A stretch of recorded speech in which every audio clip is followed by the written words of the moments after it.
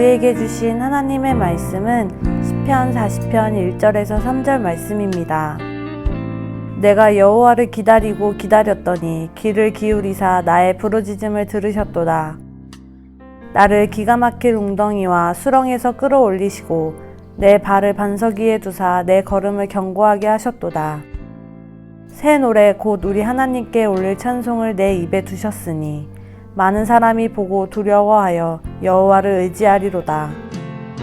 오늘 이 말씀에 많은 은혜 받으시기 바랍니다.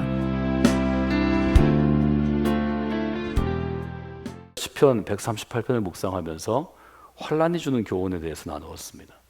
환난 중에 다닐지라도, 환난 중일지라도 전심으로 감사하라 하는 시인의 아주 분명한 교훈을 저희가 받게 되었습니다. 환난 가운데도 전심으로 감사하면 하나님께서 세 가지의 선물을 주신다고 우리가 나누었습니다. 하나님은 그 환난 가운데 우리에게 응답하시고 환난을 잘 이겨낼 수 있다고 우리를 격려하시고, 그리고 환난을 이겨낼 만한 힘을 주셔서 우리를 강하게 하신다고 시인은 고백합니다. 말하자면 우리는 그리스도인이 된 그 순간부터 인생을 살아가면서 환난을 면제받을 수는 없지만 베드로전서의 교훈처럼 하나님께서 주시는 강함으로 능히 환난을 이겨내는 사람들입니다.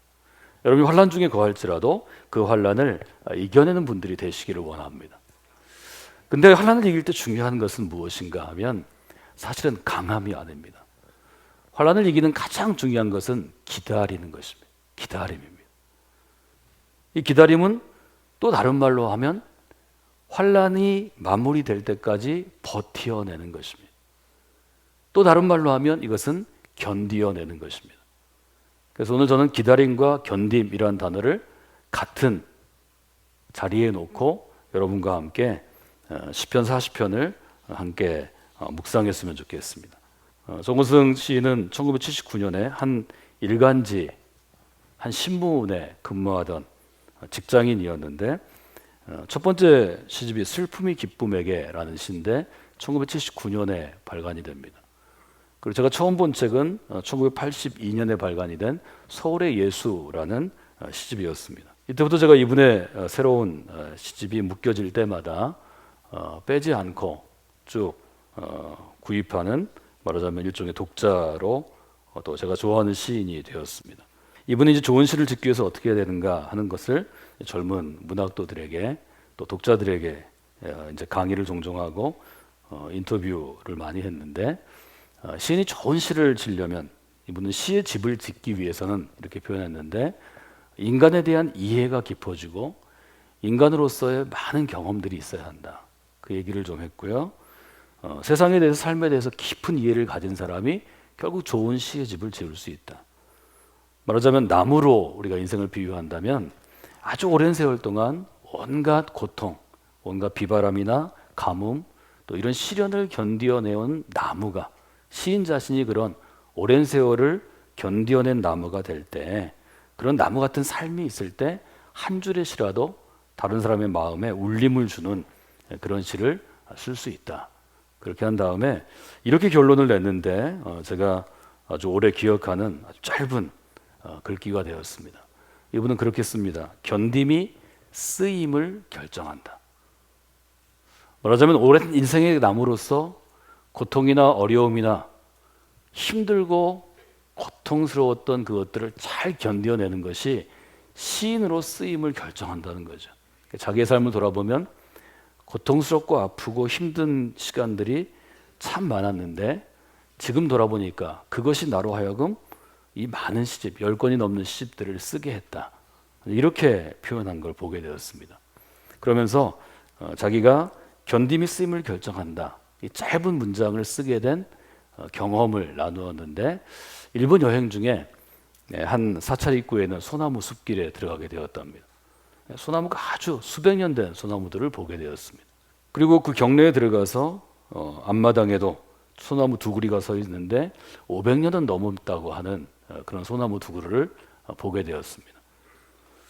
그 앞에 한참 서 있으니까 일행 중에 한 분이 얘기를 해주는데, 이 사찰에, 이 집이 1000년 된 소나무로 졌다 하는 얘기를 들려줬습니다. 소나무를 1000년을 길러서 1000년 된 소나무를 재료로 이 집을 지었다. 그리고 이 집을 지은 가문이 1400년 동안 이 집을 지켜오는데 그것을 국목수 가문이라고 부르고 가문의 이름이 니시오카다 하는 얘기를 해줬다고 합니다. 니시오카 가문이 한 사찰을 짓고 1400년 동안 그 아들의 아들들이 자손들이 그걸 계속 다시 보수하면서 지켜왔다는 거죠. 이 니시오카 가문에는 아들에게 목수의 직을 승계할 때 이렇게 가르친다고 합니다.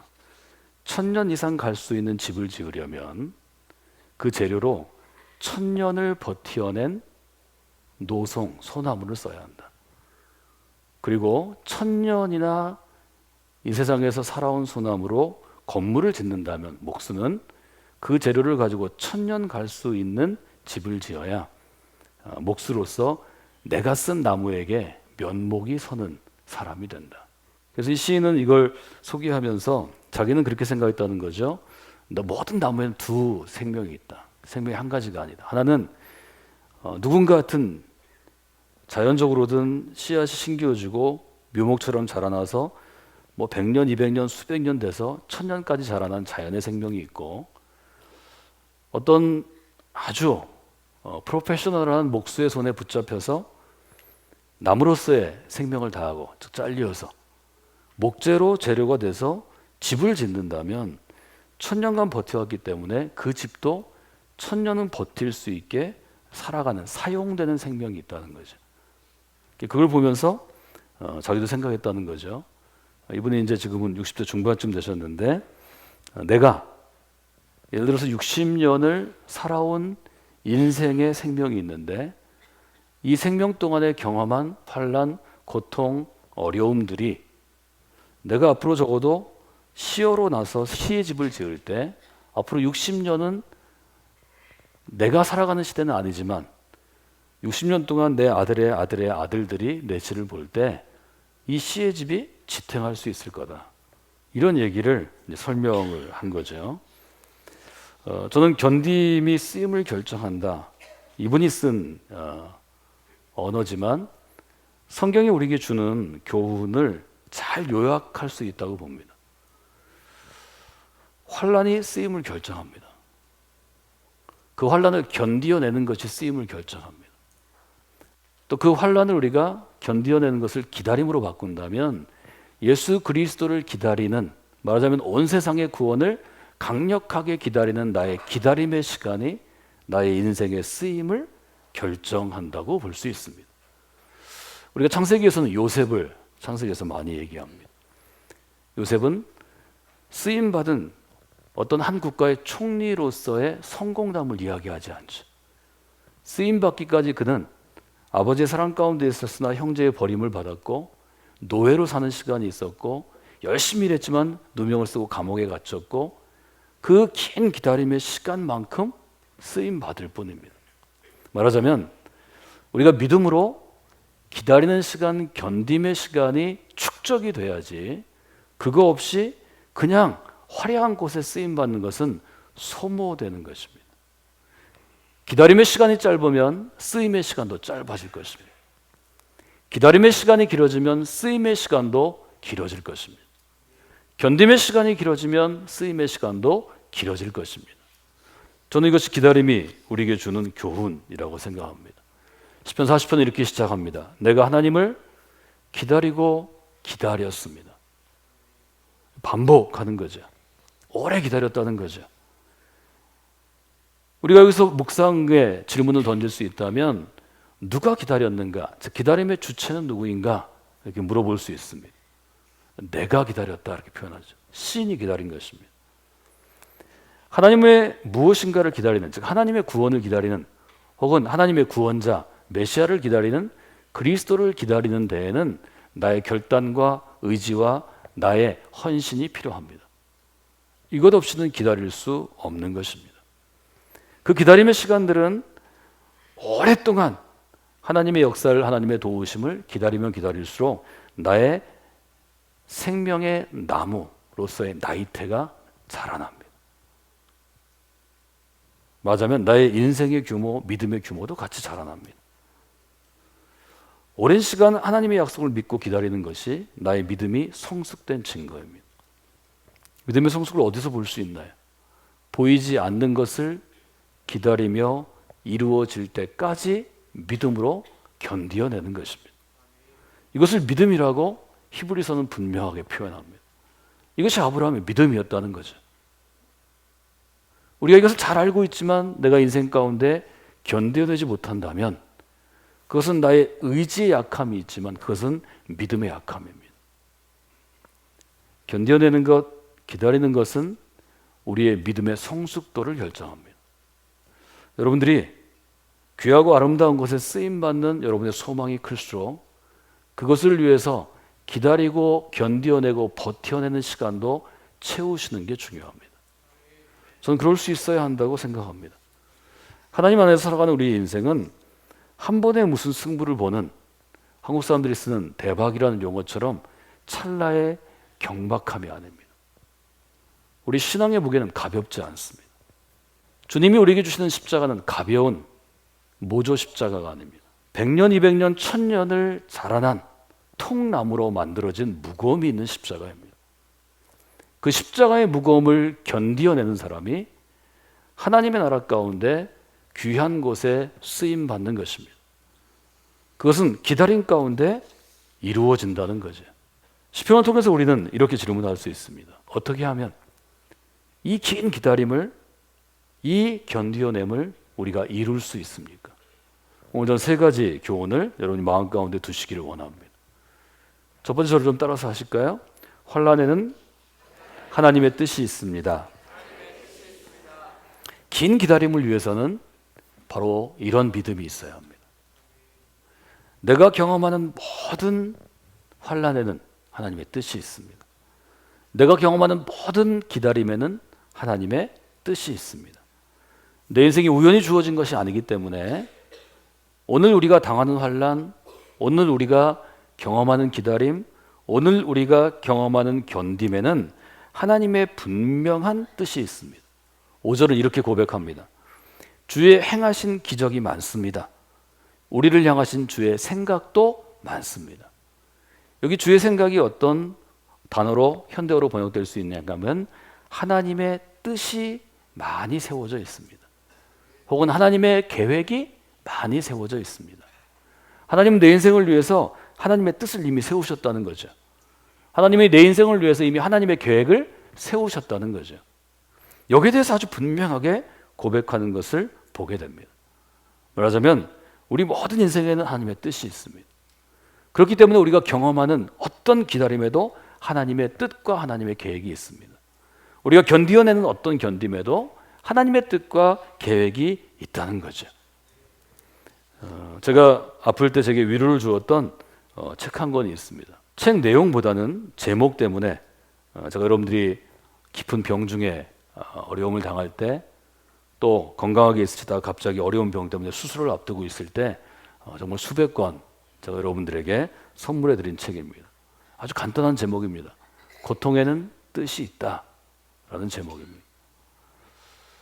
저 육체적인 질병 때문에 여러 번 쓰러지고 죽을 뻔한 경험들이 계속 있을 때마다 저는 저 책을 정말 많이 사서 제 눈이 있는 곳 계속 보는 곳에다 꽂아놨습니다. 책 등을 보면 책 등에도 고통에는 뜻이 있다 이렇게 쓰여 있습니다. 책 표지를 볼 수 있는 책상 같은 곳에 놓으면 그 표지가 보입니다. 저 책의 내용은 1년 동안 설교하신 목사님의 원고를 정리한 것뿐이지만 일관된 주제를 가지고 쓴 논리적인 책은 아니지만 저 제목 하나가 정말 큰 위로가 되었습니다. 저에게 위로가 되었던 것처럼 수많은 사람들에게 저 책이 위로가 되었다는 이야기를 제가 다시 전해 듣곤 했습니다. 고통에는 뜻이 있다고 믿는 것, 그것이 믿음입니다. 내가 살아가는 인생에 뜻이 있다고 믿는 것이 마땅히 우리가 해야 될 일입니다. 지금은 우리가 그렇게 생각하지 않죠. 내가 내 의지와 헌신으로 신앙생활을 하는 것 같지만 10년 지난 후에 지금의 시점을 돌아다 보면 20년 지난 후에 지금의 시점을 돌아다 보면 우리는 믿음에 대해서 하나님이 나를 부르셨습니다. 하나님이 나를 선택하셨습니다. 하나님이 20년간 나로 견디게 도와주셨습니다. 이렇게 고백하는 것입니다. 신앙은 오늘의 시점과 10년 후의 시점이 다를 수밖에 없습니다. 우리는 지금 이 점을 계속 나누고 있습니다. 여러분이 견딤이 쓰임이 되도록, 기다림이 쓰임이 되도록 여러분의 인생을 하나님께 드리기를, 혹은 하나님께 쓰임 받기를 원한다면 분명한 믿음이 있어야 합니다. 하나님이 환난에는 하나님의 뜻이 있습니다. 하나님이 기다림에는 하나님의 분명한 뜻이 있습니다. 두 번째는 어떻게 해야 될까요? 우리가 하나님의 뜻이 있다고 고백한 다음에 해야 될 일은 무엇인가 하면 하나님을 의지하며 기다리는 것입니다. 하나님을 의지하며 기다려야 한다는 것은 뭘 의미하나요? 4절에 이렇게 되어 있습니다. 여호와를 의지하고 교만한 자와 거짓에 치우치는 자를 돌아보지 아니하는 사람에게 복이 있습니다. 아주 철저하게 다시 고백하는 거죠. 하나님을 의지하는 사람에게 복이 있습니다. 여러분, 누구에게나 환난이나 고통이나 어려움을 견디는 것은 힘든 일입니다. 견딘다는 건 힘들지만 견디어내면 하나님의 쓰임이 있습니다. 이 시인은 뭘 강조하냐면, 나무가 견디고 기다리면 가뭄도 겪고 홍수도 겪고 비바람도 겪고 태풍도 겪으면 나무의 어느 부분은 구부러지고 어느 부분은 떨어지고 어느 부분은 뒤틀어진다는 거죠. 오래 기다리는 나무는, 오래 견뎌낸 나무는 구부러지고 뒤틀어진다는 거죠. 그런데 이 목수의 가문에서는 그런 나무를 잘라내지 않고 구부러지고 뒤틀어진 채로 살려서 집을 지려고 노력했다는 거죠. 심하게 구부러지고 뒤틀린 나무라도 그냥 자기들 마음대로 잘라내지 않고 그 나무의 성질을 이용해서 알맞은 곳에 사용하려고 노력했다는 거죠. 인생이 구부러지고 뒤틀어지면 우리는 자포자기합니다. 나 같은 인간이 어디에 쓰일 수 있을까? 나 같은 사람이 어디에 쓰일 수 있을까? 이런 생각이 들면 사람은 인생을 포기하게 되어 있습니다. 성경은 얘기합니다. 어떤 사람도 쓰일 곳이 있다고 우리에게 도전합니다. 그것이 은혜입니다. 그 하나님의 도전 때문에, 그 주님의 사랑 때문에 우리가 지금 이 자리에 있는 것입니다. 여러분의 어떤 모습의 인생도 하나님은 귀한 하나님 나라에 반드시 사용하실 것입니다. 여러분이 쓰임받는 분들이 되시기를 원합니다. 세 번째는 어떻게 해야 될까요? 하나님을 의지하며 그냥 있는 게 아닙니다. 하나님을 의지하는 사람은 반드시 하나님께 부르짖으며 기도합니다. 이 기다림의 완성은 여러분이 하나님을 의지하며 부르짖는 가운데 있습니다. 1절은 이렇게 얘기하죠. 내가 여호와를 기다리고 기다렸습니다. 그랬더니 귀를 기울이셔서 나의 부르짖음을 들어주셨습니다. 여러분이 부르짖으면 하나님께서는 귀를 기울이시고 여러분의 부르짖음을 들어주시는 것입니다. 여러분들이 여러분의 부르짖는 기도와 간구의 생활들을 다시 점검하시면 좋겠습니다. 이 시는 우리나라 전통 가구 중에 전주장을 인용해서 이렇게 우리의 견딤에 대해서 이야기하는데 저는 아주 의미가 있다고 생각합니다. 전통 가구 중에 전주장은 일종의 목공예죠. 가구를 만드는 거죠. 여기에 쓰이는 재료가 용목이라고 합니다. 용의 무늬가 있는 나무라는 거죠. 그럼 우리가 생각하면 용의 무늬가 있는 나무가 따로 있다고 생각할 수 있는데, 참나무, 대나무, 우리가 나무의 종류를 나누듯이 실제로 용목은 어떻게 만들어지는가 하면 오랜 세월 쓰임받기를 기다리면서 견디다가 병이 들어서 옹이가 지고 뒤틀린 나무가 가구로 가공되면 용무늬가 나타난다고 합니다. 그러니까 이 전주장을 만드는 이 목수들에게는, 목공의 목수들에게는 용무늬가 있는 나무, 용목이 구하기도 어렵고 또 찾기도 어려워서 부르는 게 값이라고 합니다. 더 많은 고통을 견뎌낼수록 용의 무늬가 선명해진다는 거죠. 하나님께서 우리를 고든 나무로만 쓰시는 거 아닙니다. 우리가 흔히 도전할 때 기둥이 될 나무는 곧고 위로 자라나야 되니까 그렇게 자라라 그러는데, 인생을 살다 보면 그렇게 자라는 나무를 저는 본 적은 없습니다. 10년은 그렇게 자랄 수 있겠죠. 100년을, 200년을, 300년을 그렇게 자랄 수는 없습니다. 여러분의 인생의 나이택 가운데, 인생의 나무 무늬 가운데 어떤 무늬들이 새겨질 것입니다. 그 무늬들은 기다림을 어떻게 여러분들이 이겨냈는가 하는 것으로 새겨집니다.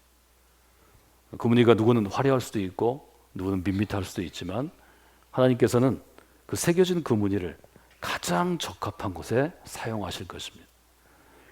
우리는 그런 의미에서 모두가 쓰임 받는 사람들입니다. 인간으로 우리가 볼 때, 내가 볼 때, 내 기준으로 볼 때 뭐 좋고 나쁜 자리가 있거나 중요하고 덜 중요한 자리가 있다고 생각하지만, 하나의 집으로 보면 모든 부분이 다 소중합니다. 그래서 바울은 교회를 설명할 때 집을 짓는 것, 기둥을 세우고 주춧돌을 놓고 기초가 이어지고 벽돌과 벽돌이 세워지고 벽이 세워지고 거기에 들보를 얹고 석가래를 얹고 지붕을 얹는, 집을 지어가는 과정을 우리한테 얘기하는 거죠. 여러분들이 귀하고 복된 그런 집의 재료들로 살아가시기를 원합니다. 여러분의 기다림이, 여러분의 견딤이 하나님의 쓰임을 가져오는 귀한 재료 되리라 생각합니다.